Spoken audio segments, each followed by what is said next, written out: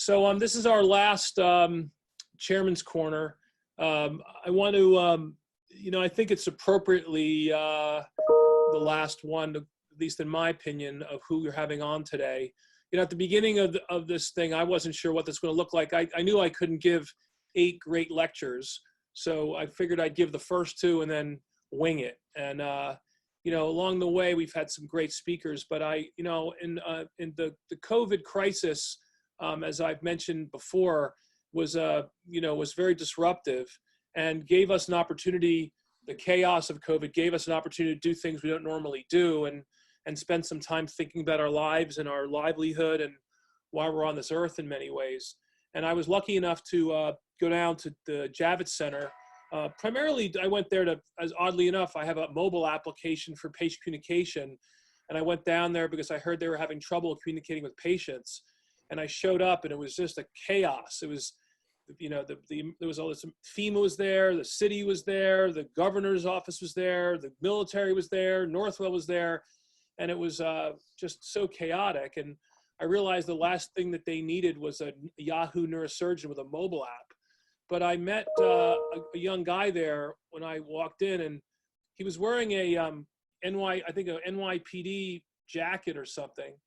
And I said, do you work for the police? He goes, no, I'm actually working for the governor. And well, fast forward, when I found out who he was and what he represented and what his experience was, thinking back to asking him if he was working with the police, it was sort of laughable. I certainly didn't recognize him, and I think hopefully more and more of us will recognize him in the future. And Zach is an amazing, amazing guy.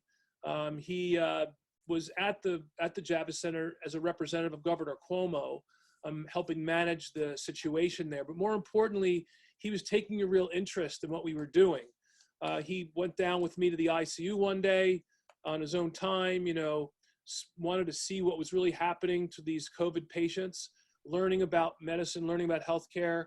And little did I know that, he'd have the impact on me, because what he told me that day, and I think I mentioned this in one of my other talks, was Zach has an amazing biography. He went to Phillips Exeter Academy. His parents were very philanthropic at Cornell. He ended up going to Cornell, majored in government.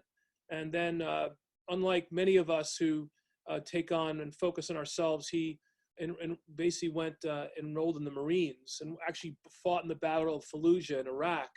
He's had a number of deployments in Iraq, Africa, the Middle East. And so he's had a very interesting experience. When he came back to the United States after this, and after he did his 6 or 7 years of military service, he became an entrepreneur. And he knew he was trying to solve problems. One of the problems he's solved or beginning to solve is called Headstrong. It's an organization that focuses on the post-traumatic stress and brain injury and the psychiatric effect of war on our veterans, which is a huge problem. And he's devoted his life to helping others in a very different way. With that being said, I think I wanted to, introduce him to this group, because I think he brings together many of the themes that we've talked about service, about unselfishness, about compassion, empathy. And whether you're in healthcare, or whether you're an administrator, whether you're a doctor, nurse, administrator, ACP, or Zach Iscol, no matter what you choose to do in your life, you can do things that have value and have importance. And I think Zach's life experience is really a symbolic of that to all of us. And I look forward to hearing his view on the world and his view on why he chose to do what he did. So thanks for being here, Zach. Thank you. Can you guys all hear me okay? It's coming in? Great.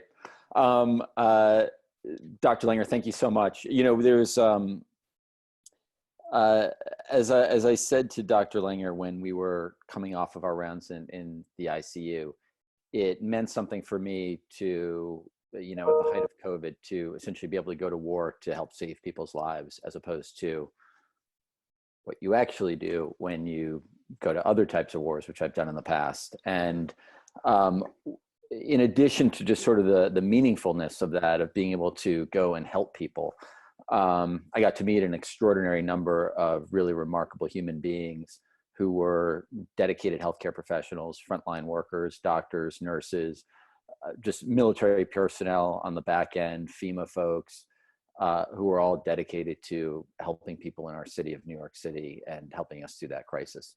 And one of those, who left a massive impression on me was David Langer. So thank you for that introduction. I sent this link to my mom. If she is able to get on, I might ask you to redo that introduction just so she can hear that. It's recorded.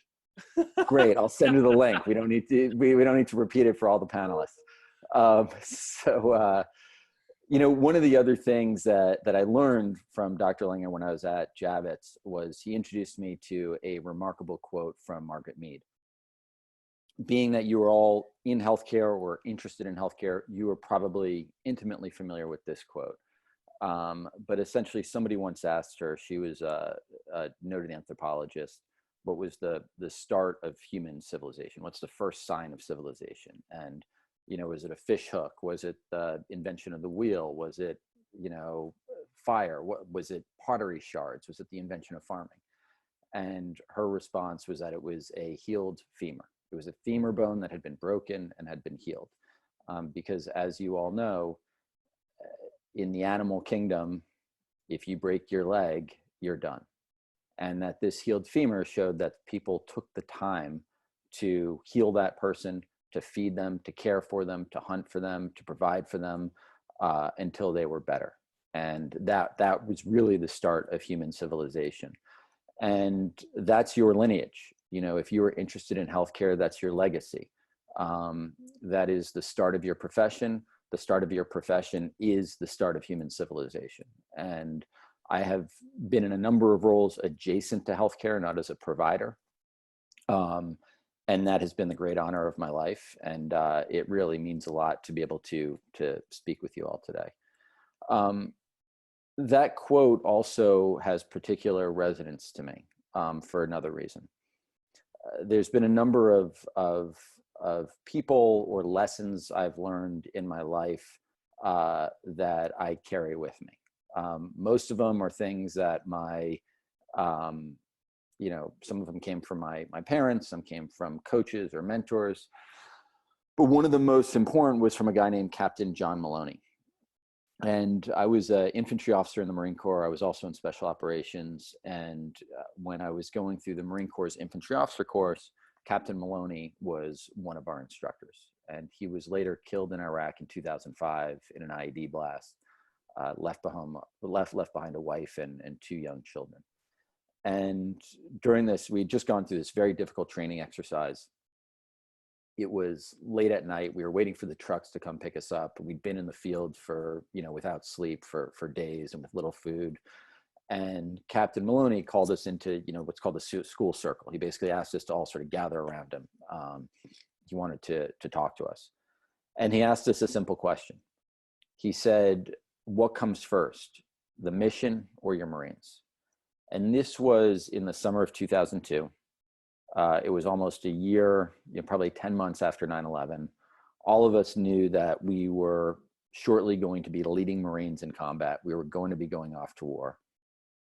And that question, we would have to make decisions around that. We would have to make decisions in combat as to whether the mission we were trying to accomplish was worth the sacrifice of the Marines we were charged with leading. And we debated back and forth, some guys thought the mission always comes first and that's what we're there for. Others thought, they couldn't possibly risk their Marines' lives if the mission wasn't worth it. And then one of us asked Captain Maloney what he thought. And he said that his belief is that you take care of your Marines and they take care of the mission. And I was fortunate, just as you are part of that lineage and that legacy of the first healed femur, I came from a legacy of Marine officers like John Maloney. Some are better known, like General Mattis and General Dunford, who really believe that their job as leaders is to take care of their people. And, my battalion commander, I had my own forward operating base about 30 kilometers east of our battalion's command post. And I would go check the guard towers, the posts, at 1 a.m., 3 a.m. And often my battalion commander would be up there. He would have driven 30 kilometers at night, and he would have just gone to go talk to Marines in his area of operation, make sure they were doing well, seeing how their families were doing back home, making sure that their platoon commanders were doing their job. And so I came from that lineage of officers who believe that you take care of your people. And I think as you are going into the profession, if you are in this profession, you are going to be working with people, and you're going to have people who are working for you. And, find little ways to support them, make sure that you are caring for them. And those people will take care of your mission, which is making sure people get healthy and that you're taking care of people. The other reason that is important in the story is Dr. Langer mentioned that I helped co-found an organization called Headstrong. So Headstrong is one of the largest providers of mental health care for veterans in the United States. We started the program in 2011, 2012. And my battalion commander, who I mentioned, his name was Colonel Willie Buell. And one of the things that he did that I think there's a lesson in there for other military units, is he made sure that once we had left the battalion, once we were no longer responsible for the Marines that we had led in combat, he made sure that we were still responsible for them. So, years later, I would still get phone calls from him, and he'd ask me how Martinez is doing, or Alvarado, or Hennessy. And I better know how those folks are doing. I mean, it's been 16 years, and he will still call to make sure I am making sure our guys are okay. And so in 2011, Colonel Buell was stationed in New York City for a short period of time at the Council on Foreign Relations. We went out for beers, and we had just had a really bad suicide in the battalion. So as most of you probably know, there is a massive suicide epidemic in the military and veterans community. We lose about 20 to 22 veterans a day to suicide. And we had just lost a young sergeant from our battalion. He had come home, kissed his wife and kids at the dinner table, went upstairs. They heard a gunshot. He had killed himself. And Colonel Buell, and at this point, I think this was probably our 12th or our 14th suicide in the battalion. And to put that in context, I was in 3rd Battalion, 1st Marines.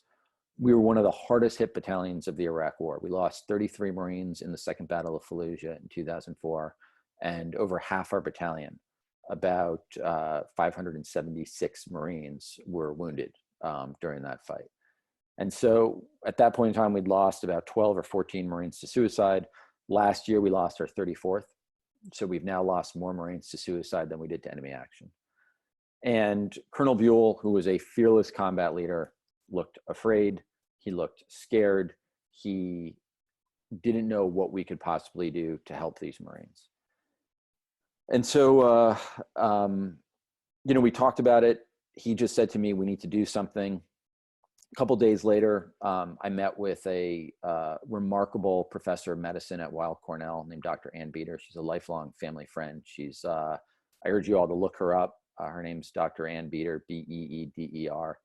She's one of the leading substance abuse and trauma therapists in the country. She's a professor of medicine at Cornell. And she's also somebody that I used as a resource when I was in the Marine Corps. So if I had a Marine that was having drug issues, substance abuse issues, mental health issues, she was always my first call. I called her once from Singapore at like 2:00 in the morning on a deployment. And she always answered the phone, always had great things to say. At the time when I met with her, I didn't know the first thing about mental health care. I didn't know mental health care worked. I didn't know the first thing about trauma. I didn't know the difference between different types of diagnoses within mental health care. I just knew we had a lot of Marines that were killing themselves and we needed to do something about it. And so we ended up raising a small amount of money, about $250,000 at a small golf tournament. And we seeded a program at Weill Cornell to provide, as just basically a pilot program in New York City to provide world-class mental health care to veterans. And the idea was should actually back up for a second. Actually, so there was another meeting that I had at that time from a guy named with two investors in my business, and I had mentioned to them the conversation with Colonel Buell, and one of them said he didn't understand why veterans couldn't get the type of care that he could get. He was a very successful finance guy in New York City, and his belief was the question he asked at that time was, why couldn't veterans get the same type of care that he could get? If he, as a successful guy, could see the top psychiatrist in New York City tomorrow morning, regardless of their rates, regardless as to whether or not they accepted insurance, regardless of how busy they were, why couldn't veterans get that type of care?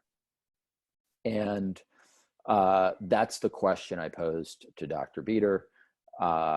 Through those investors, we raised a small amount of money, seeded this program at Cornell. And the only stipulation we gave to Dr. Beater and her team was the treatment needed to be completely free for the veterans. It had to have zero bureaucracy or paperwork. It had to be confidential, because that's something a lot of veterans who were now had security clearances or were in law enforcement or had other jobs that they were worried about a permanent record affecting. So it had to be confidential. And then most important, it had to be effective. And what we found shortly thereafter is that by removing those barriers to care, right, paperwork and bureaucracy, cost, stigma, that the treatment part for trauma, for PTSD, was actually not that complicated. The program, we started in 2011. The program's now 8-9 years old. We are treating, we have about 1,000, it's just under 900 veterans a week seeing therapists in our network. And so what we did after that initial pilot in New York City is we started to see that the veterans that we were treating were getting better. They were returning to be the best versions of themselves. They were sleeping through their night. They were no longer suicidal. They were no longer using drugs and alcohol. And so we realized we had to expand outside New York, and we're now in 27 cities around the country. And what we did in those cities is, rather than partner with another institution like Cornell, we built clinical networks. So we built networks of world-class private practice providers.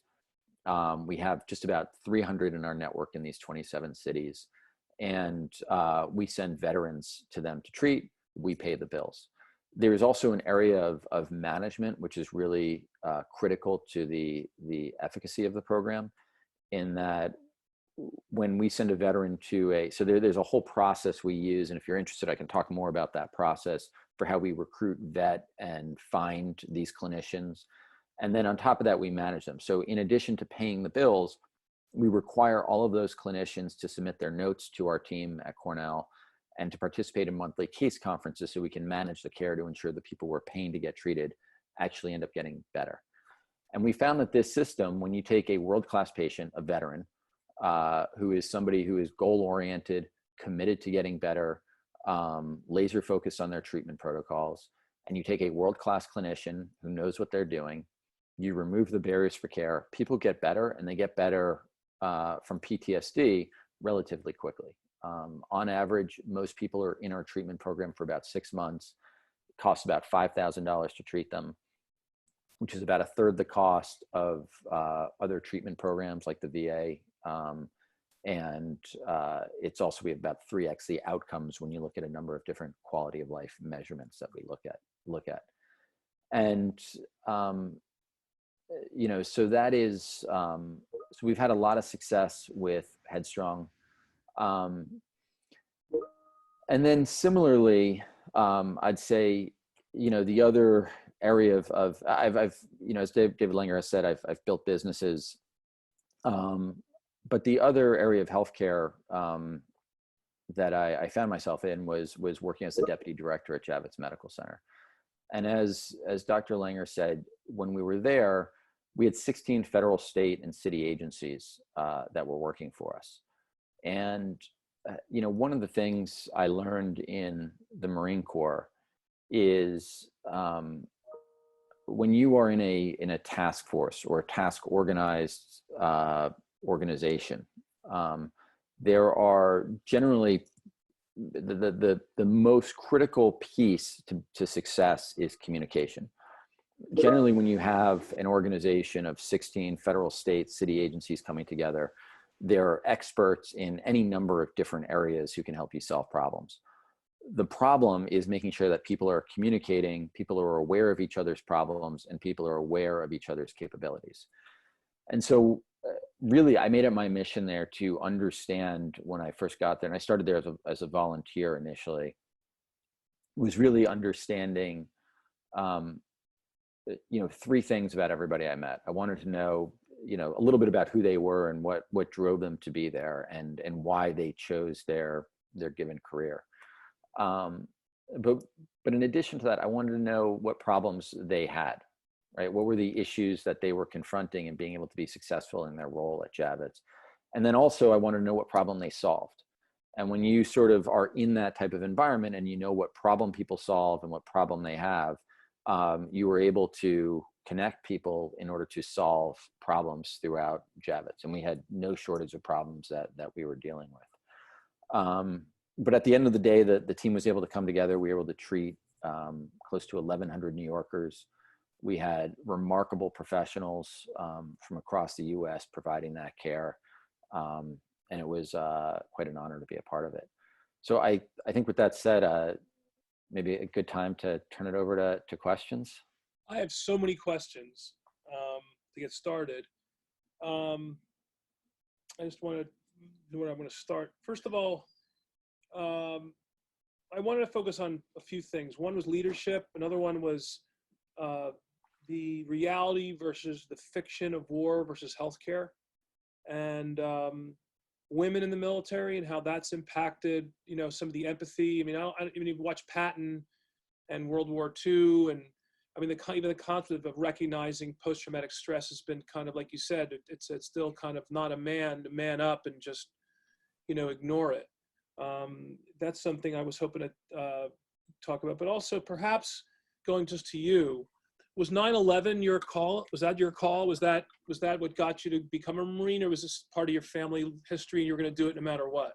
Yeah, it predated 9/11. When I was growing up, my parents had this, they had like a walk-in closet in their bedroom. And there was there's one drawer that as a little kid, I was not allowed to go into because of, it was filled with sort of family heirlooms. And, it had like photos, it had like a couple like of my dad's old baseball cards from growing up. He's a huge Yankees fan. His mom unfortunately threw out like all of his like Mickey Mantle rookie cards. But in that drawer, I remember when I was really young, there was a set of dog tags, and it had my grandparents' dog tags from World War II. It had my dad's dog tags from when he was in the Air Force. And that was my first memory where I remember I wanted to add my dog tag to that chain of dog tags. And, I think I also am Jewish. I grew up with Holocaust survivors. I grew up with stories from World War II. My dad came from a Gold Star family. So those things all sort of contributed to me. I was always going to join the military. And I actually had joined before 9/11.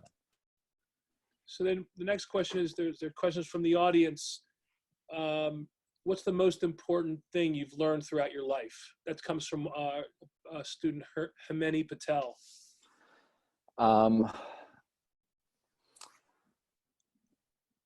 There's a lot, because I've made a lot of mistakes in my life, which gives you a lot of things to learn from. And I think failure. the most important thing that I've learned, my dad was really tough growing up. And when we were really little, when I was really little, we were going on a camping trip together, and we had like, my dad had like a packing list, and like, it was like checking everything off. Do you have your rain jacket? Do you have your shoes? Do you have your socks? Everything that you need.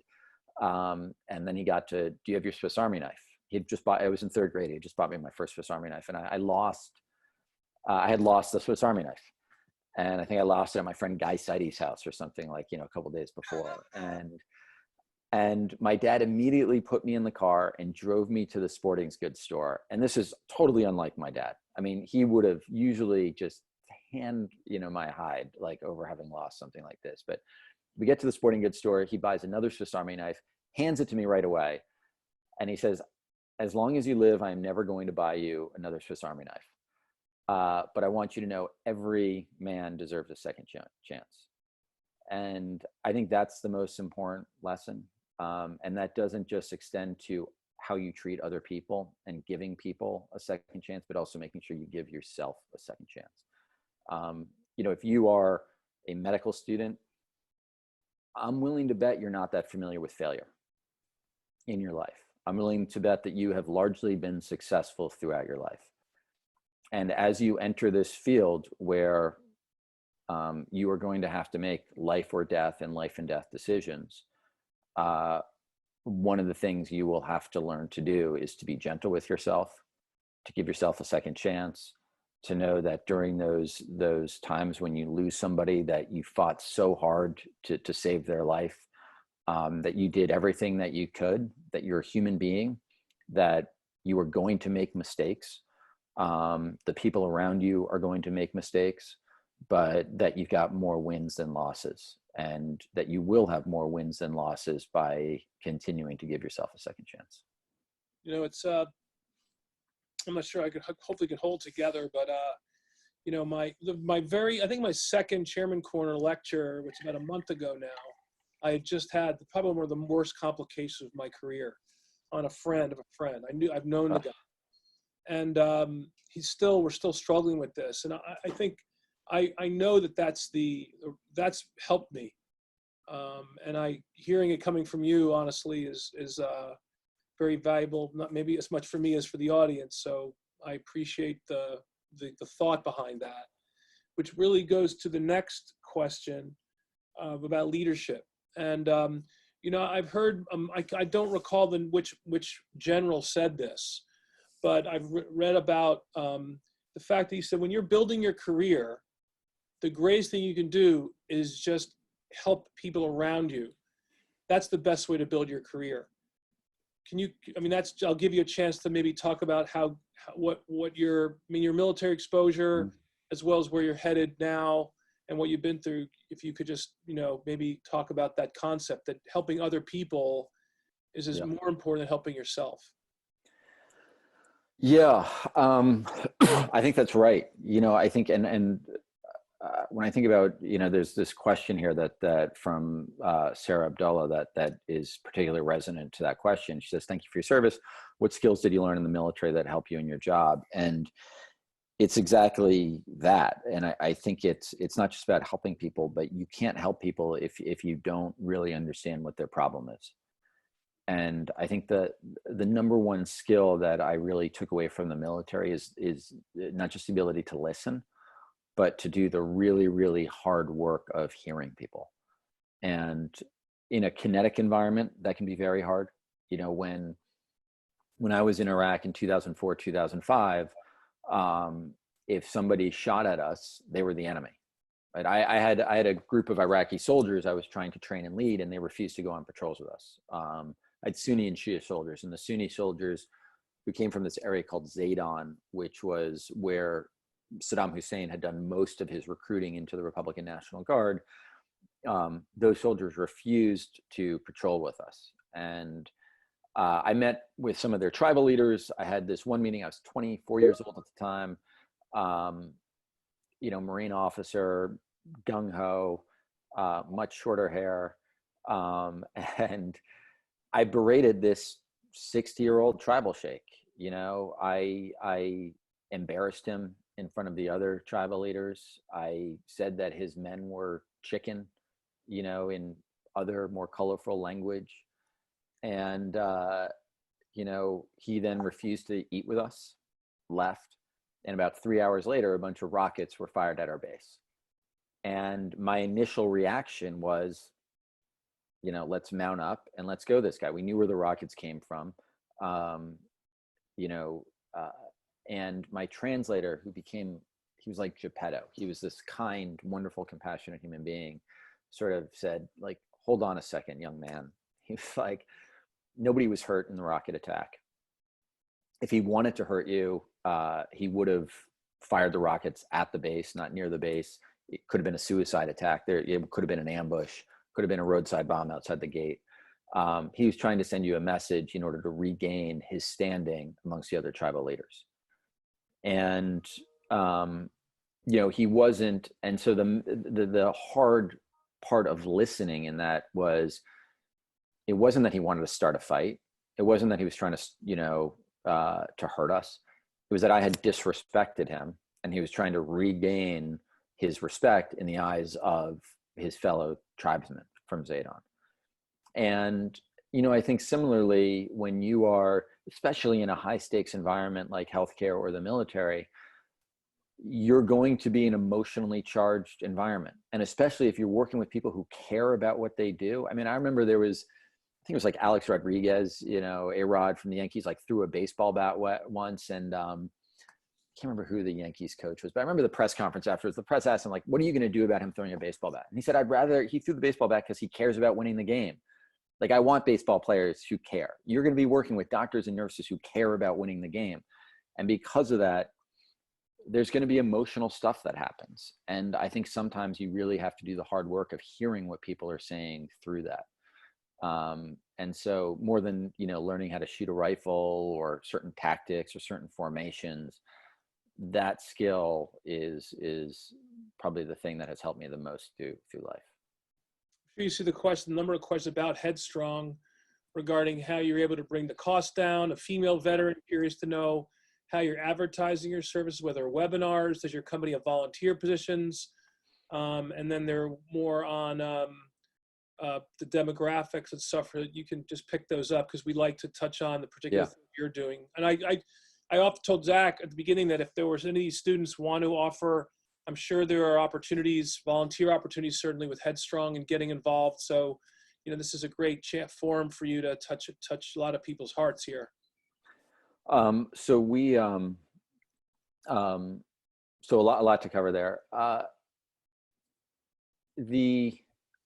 So where should I start? So there's one question here about the emerging use of psychedelics, about how we get our costs down. So in terms of costs, a lot of the costs associated with the VA and other healthcare programs is really is bureaucracy. It's much less about the cost of care.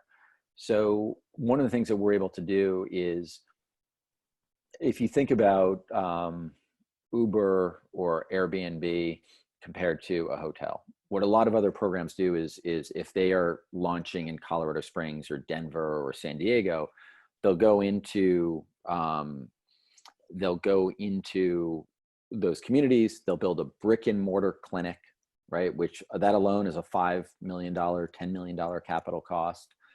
You then think about, no offense to anybody on this and listening to this webinar, you then think about the types of people that you're going to be able to staff at that hospital. If you are all of our clinicians have 10 plus years of experience.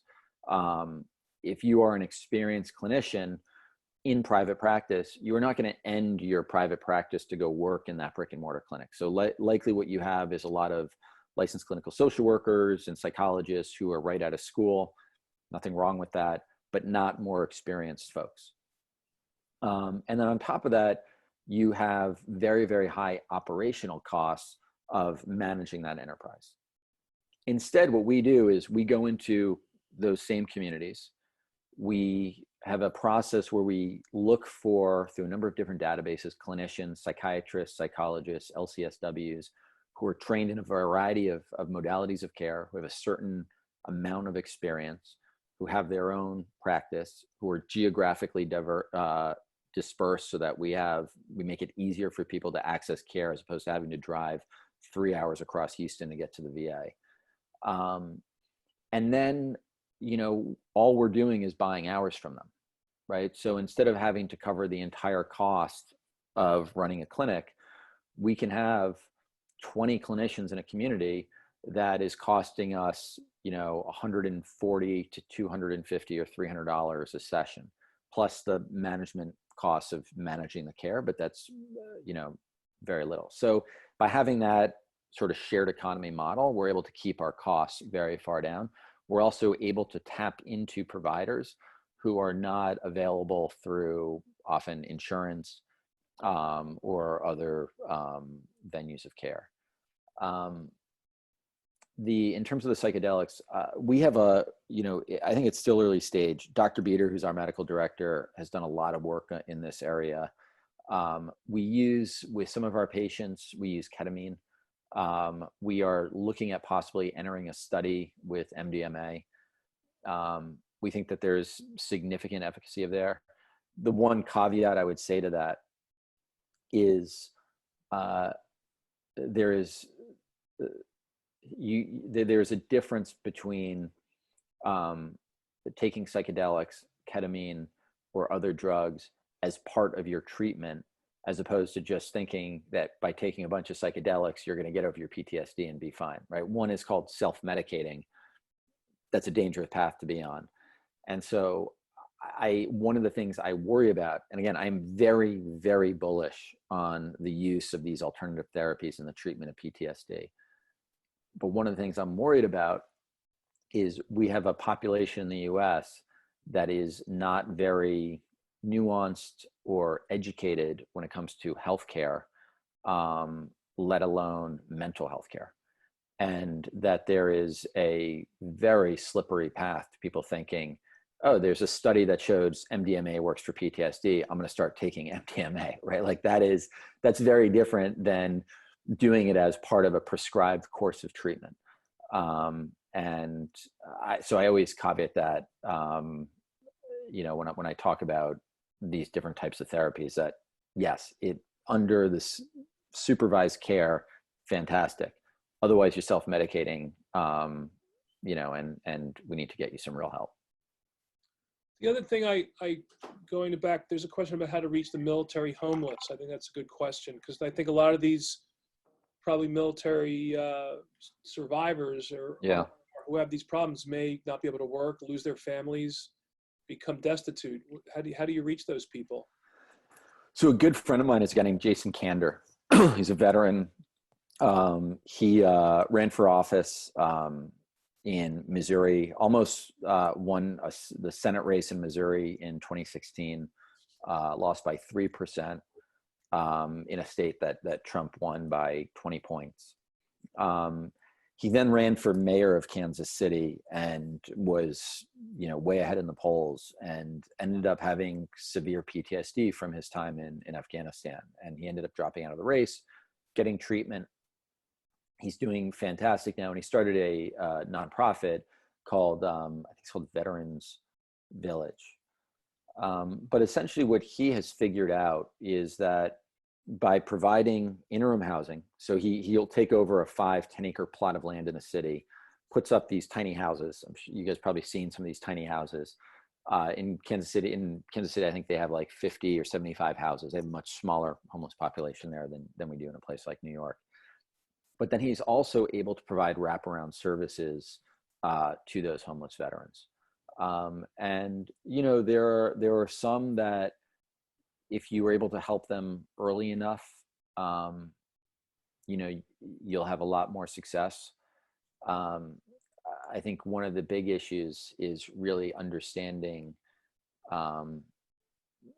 the individual who is suffering from homelessness and what are the primary drivers. If it's PTSD and issues around debt or with their family or jobs, like those are solvable. There are other issues that are sort of much more difficult mental health care diagnoses that become much more difficult to treat. So there isn't an easy answer. The other thing that is really important with homelessness is outreach. One of the exos, a guy I served with in Iraq, he now runs an outreach program in LA. And it takes time. Like there's no silver bullet or easy answer to these problems. And especially when you're dealing with homeless people, a lot of them have a lot of, profound trauma in their life, which leads to a real inability to trust people. And so there is a lot of time that can take months, if not years, of developing the relationship you need with that person to really get them to accept the help that they need. Your story about when you were young, at 24, and as a physician, we don't get in those positions until we're probably, wasn't really working for myself and had any kind of, I mean, as a resident, we get stressed and we can overreact as a neurosurgery resident, certainly, but you always can have someone who you're working for who sort of protects you or screams at you, but then has your back kind of thing. You know, so we were delayed about 10 years. And that was your younger self when you had this lesson that you learned. I know you were involved with this show, The Western Front. And in the same way that Lenox Hill was for me, I know you were involved in producing this movie. I know from my experience with Lenox Hill, seeing the reaction people had to the persona that was created, it was kind of it was like fiction out of nonfiction. And I imagine the military, when you're producing a movie, there's an element of that too. You have to create a story or a background, but you know, at least with Lenox Hill, this was really who we were, but it was set to music and these drone shots. So it added an element that I hadn't anticipated and was much more impactful. But at the same time, for the first time, I saw myself from an outsider's perspective, and the feedback that we got really has changed me. It's humbled me. When you did the show and you thought back to yourself as a young military Marine and knew the way you thought, did you have any similar reactions when you got involved on the art of this or the show itself? Did you learn anything more about yourself from when the movie came out and the way it was viewed or seen? So making a movie was taught me humility, which is something I probably could have used more of in my early 20s. You know, I think with that, it goes back to that lesson in really listening to people. When I was in Iraq in 03, 04, and 05, it was all about kinetics. It was all about you win by being stronger, you win through overwhelming firepower, you win by shock and awe. And there was no diplomatic efforts. There was no efforts at reconciliation. And then things got really bloody in 04, 05, and 06. And the military in particular the U.S. Marine Corps and also a couple elements of the U.S. Army in 2006, realized that wasn't working. And they also realized that the people we were fighting, some of them had legitimate reasons to be fighting us. Many of them did. And that there was sort of people that we could reconcile with, you know, former Saddam loyalists, people who were nationalists who were fighting just for Iraq, or people who were fighting because a family member who had been killed, or you know, a tribal leader who, you know, had been disrespected by a young officer, right? There were people who had legitimate grievances and that you could reconcile with. And then there was others like Al-Qaeda in Iraq and, you know, eventually ISIS that were not reconcilable. Like those people you have to fight. There is no reconciliation with them. But by disaggregating them, by reconciling with some of them, you reduce the number of people you have to fight, and you actually have more allies to fight them with. And that was, you know, in making the Western Front, that was sort of the core lesson that for me, it was like, I had just witnessed all this bloodshed over 2-3 years in Iraq. And, you know, as soon as like that light bulb went off within the military culture of there's a better way than just pulling triggers, I was just like, I like everybody needs to hear this, and I need to make sure that people don't forget that lesson, because otherwise we're just going to keep repeating it. And so, you know, that was sort of why we made that film. It was also, there was probably a lot of easier ways that would have reached a lot more people to have gotten that message out there than taking years off my life doing that. Good. It's good to go through that. Yeah. There's a question here. Can you share with us some programs which we can get involved with veterans in non-clinician roles? Yeah. It's a great question. So there's a number that come to mind. And also it says, what's the outreach program called in LA? Yeah, I don't know the name of the LA outreach program. I can find out and get it shared with you. I'll have to look it up.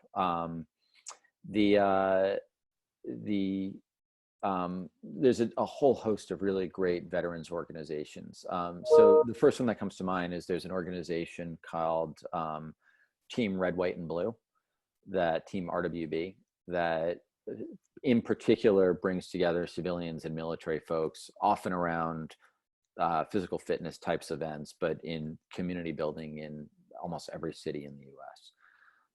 There's also another great organization that I met my wife through, actually volunteering in the wake of Hurricane Sandy, called Team Rubicon, that does disaster relief.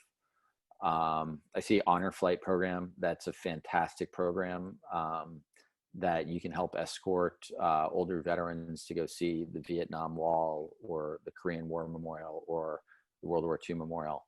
I've actually done that, and it's one of the most meaningful things I've done with veterans.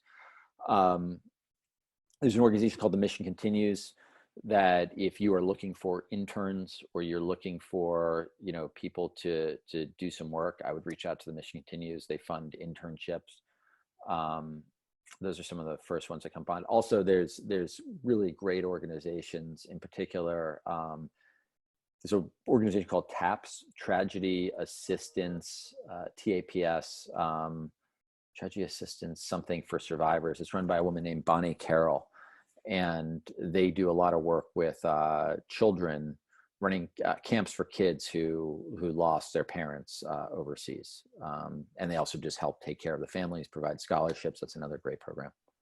There's a question: did you ever feel demoralized or disillusioned during your time in your military? Did that affect how you performed in the military, or why you got involved in veteran health afterwards? No, people keep me going. And for me, I was very lucky in my time in the Marine Corps. I got to work with just remarkable people. And, look, I would, my grandparents fought in World War II, right? And that was a war that was worth fighting. I did not fight in a war that was worth fighting. But at the same time, when you are in combat, you really are fighting for the Marines on your left and the Marines on your right. And in that sense, the people that and then that extends to the Iraqi soldiers that I worked with. I mean, I think the thing that hurts me the most is the other day I was sort of looking at old photos, and you see these photos of Iraqis and this that I worked with and loved, and this guy Yusuf and a guy named Monster and a guy named Major Auda, and even some of the sheikhs. There's a guy named Sheikh Jabbar from Nasrullah Salem. And in the first year that I came home, there were some real horror stories that came back to me from Marines that were overseas about what had happened and to some of these soldiers. But for the most part, this was before social media was really a thing. And so, I have there's a couple of folks, I helped train a counterterrorism unit in Chad in 2008. I still get WhatsApp message from Chadian soldiers I worked with, right? And I get pictures of their families, and I get voicemail messages, but 2004 was just a little too early for that. And so I have no idea what's going on or what has happened or what, to some of these folks I worked with. But no, I don't have any regrets, or there wasn't anything in terms of my morale when I was in, because I was driven by the people that I was with. Why is it that, not that it's the same thing, but if you look at the NFL and the way they take care of the retired athletes that with brain head injury, what is it about our society? I mean, in the military is even worse, because they don't make any money, and very often they're from the underserved parts of our, their immigrant families, or what is it about, and how do we? That's a huge problem. This kind of lack of empathy, and just once you do work for me now, and then who cares what happens to you afterwards? How do we get over that as a culture? What do we have to do to fix these? It's just impossible. I mean, it is. I mean, I think that there's, first off, we have to learn from our past. We owe, in the veterans community in particular, we owe so much to Vietnam veterans, and just actually mental health care in general. Most mental health care treatments were developed by the VA or adjacent to the VA to treat Vietnam veterans, and now they've been extended to other segments of the population. But I think this stuff is also really, really hard.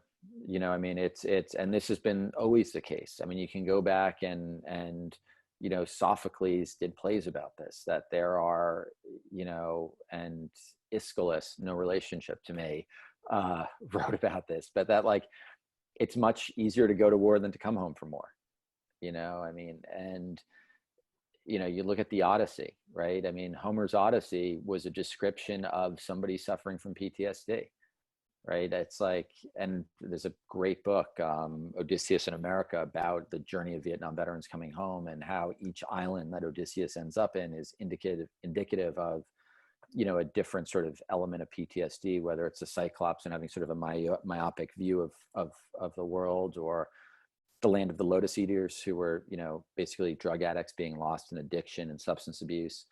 You can read the book. There's other examples from it. But I think we as citizens, you know, have a responsibility to ask, not only when there's an incident that requires us to go to war, but to ask the hard questions about what it's going to mean for the folks coming home. And not just, can we win this battle? Can we win this fight? But are we going to be able to take care of the people when they come home? And we never answer that question, right? Or we don't do a real, we don't spend a lot of time even thinking about that. There's some other questions about your emotive self, yourself, but then I like a question from Yasmin El Masri about dealing with soldiers who had lack of empathy. And for those who were unlike them, did you, as you moved along, did you start to feel, I mean, obviously you have a pretty decent amount of self-awareness. I can't, and it happens in healthcare too. I mean, Yeah. you know, how do you, but in a military battle where I mean, we know that the American soldiers did some bad things. You know, how do you balance, did you ever balance that at the point of care, at the point of war, or was it always something you were removed from and you thought about afterwards? No, I thought about it. You know, there was, you know, we had, you know, one sort of particular terrible tragedy that we were at fault for was, we had gotten basically Zarqawi, who was the head of Al-Qaeda in Iraq. There's a report that he was traveling from Fallujah to Baghdad. We were ordered to set up a checkpoint on that road from Fallujah to Baghdad, and it was late at night. And when you set up a checkpoint, you put out road cones, you put out wire, you put out lights, you put out signs to sort of alert people that there's a checkpoint coming up to stop. But the other thing that you have to do is you literally draw a line in the sand. It's called the trigger line. And we had there had been a number of suicide attacks and suicide bombs. My platoon sergeant had been hit by a massive suicide bomb. In Fallujah, we had a suicide bomber. And so you draw a line in the sand. It's called the trigger line. And you tell your Marines, if anybody crosses that line, you don't ask questions. You have to shoot, because it is possibly a suicide bomber. And you try and do everything you possibly can to keep people from crossing that line. This particular night, dump truck traveling down the road late at night, barrels through our signs, crashes through our wire and our road cones and our barriers, and crosses the trigger line. My Marines open fire. We end up killing an old man who had faulty brakes and poor eyesight. And he had just been traveling on the wrong road at the wrong time. And it turns out there's other stories around his boss and the vehicle. And but you know, the young man who pulled the trigger, who was the machine gunner, he was 18 years old. He actually had to join the Marine Corps with his parents' permission, because he joined when he was 17. He's now a paramedic, and you can guess why he's a paramedic. But the next day, you have to bring your Marines in. You know, you have to look that young kid in the eye and tell him he did exactly the right thing. Because the next night he's going to have to might have to make that same decision. Now, in hindsight, I think one of the other lessons that was learned that should not be repeated is that we were not willing to take on any risk in the military when we were in Iraq. And so we ended up putting all the risk on the civilian population, and that was wrong. But, you know, at that moment, you know, when you pull your Marines in, you tell them that you did the right thing. Like, they need to hear that from their leaders. They need to know that, uh, you know, otherwise there could be other consequences when they come home.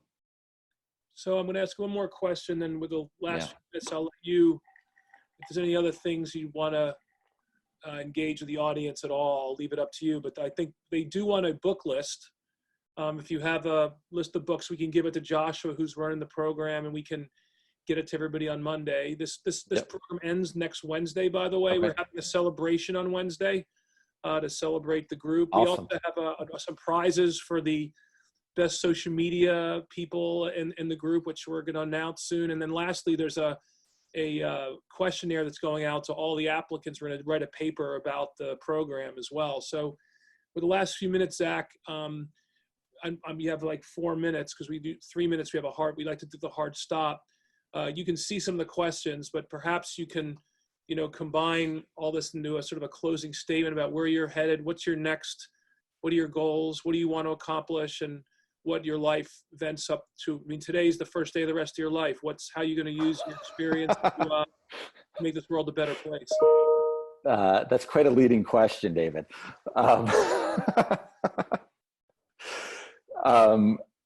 Yeah, so let me look back here through some of these questions before we jump into that one. I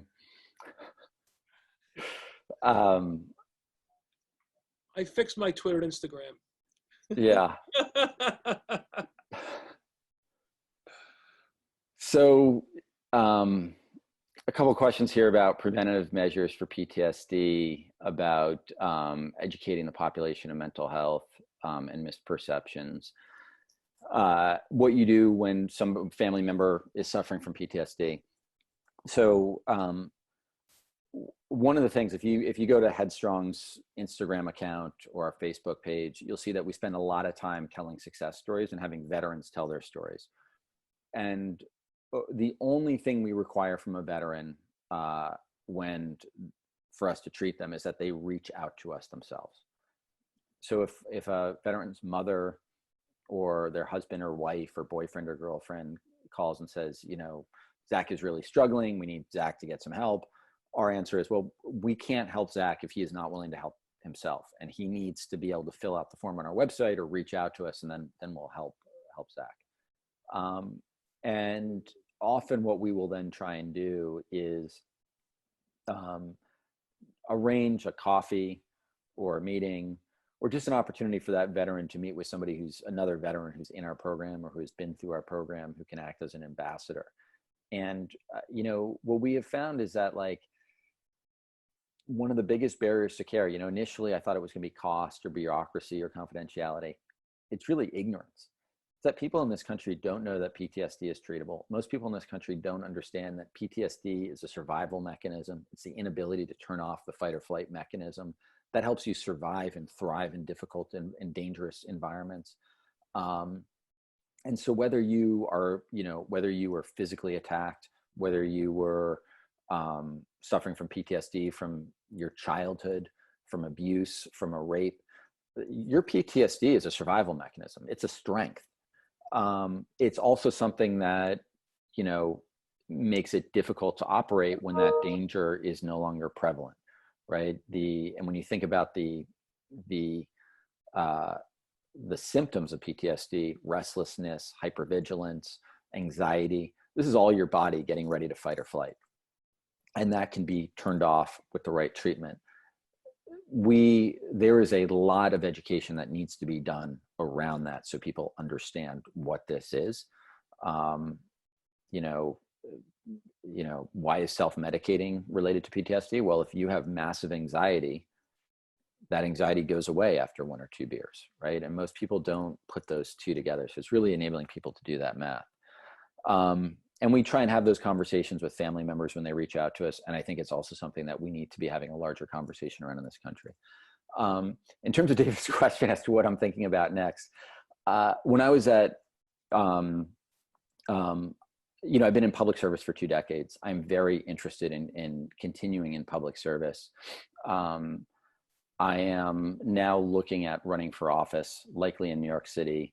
And so that's what the next chapter is likely for me. Stand by for possibly some more news about that in a month. But definitely a leading question from David Langer.